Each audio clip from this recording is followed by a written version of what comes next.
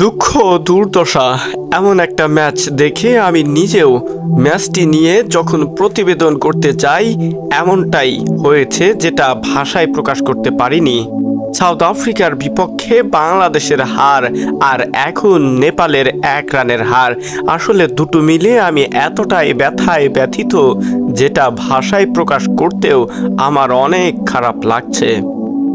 নেপালকে কাঁদিয়ে শেষ পর্যন্ত দক্ষিণ আফ্রিকার 1 রানের জয় বিশ্বকাপের ইতিহাসে অন্যতম বড় অঘটনের জন্ম দিতে শেষ 2 বলে 2 রানের দরকার ছিল নেপালের।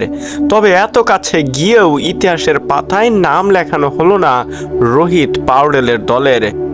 নেপালিদের হৃদয় ভেঙে ন্যূনতম ব্যবধানে জিতেছে দক্ষিণ আফ্রিকা।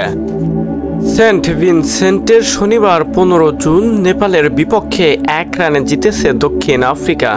দক্ষিণ আফ্রিকার দেয়া 116 রানের লক্ষ্যে ব্যাট করতে নেমে নির্ধারিত ওভার শেষে 114 রানে থেমেছে নেপাল, যেটাতে হৃদয় ভেঙে একদম নির্মম হয়ে গেছে নেপালের পুরো ক্রিকেট সমর্থকদের।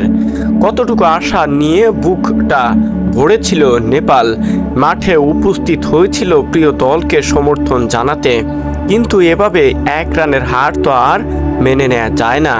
অবশ্য বলা যেতেই পারে সাউথ আফ্রিকার কপালটা অনেক ভালোই।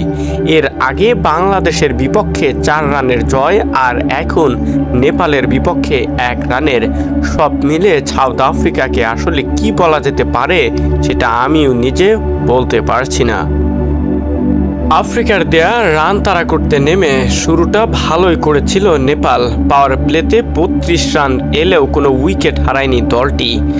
গতি বজায় রেখে একটু একটু করে এগিয়ে যাচ্ছিল ক্রমাগত, হতাশ করছিল দক্ষিণ আফ্রিকাকে। 8ম ওভারে বোলিংয়ে এসে খেলার ধারায় পাল্টে দেন সাউথ আফ্রিকার আরেক বোলার আন্দ্রে নরকিয়া।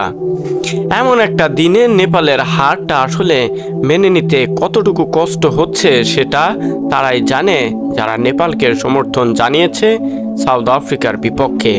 দেশটিতে এখন যেন শোকের ছায়া নেমে এসেছে এমন একটা ম্যাচ দেখে। হয়তো 15 বা 20 রানে হারলে এমনটা হতো না, কিন্তু এত কাছে গিয়েও যখন প্রিয় দলের হার, সেটা তো আর মেনে নেওয়া যায় না। সেটা অবশ্যই দুঃখের, বেদনার। তবে আশা করা যাচ্ছে ভবিষ্যতে ভালো কিছু করবে নেপাল ক্রিকেট দল। শহীদুল ইসলাম শহীদ, স্পোর্টস ডেস্ক।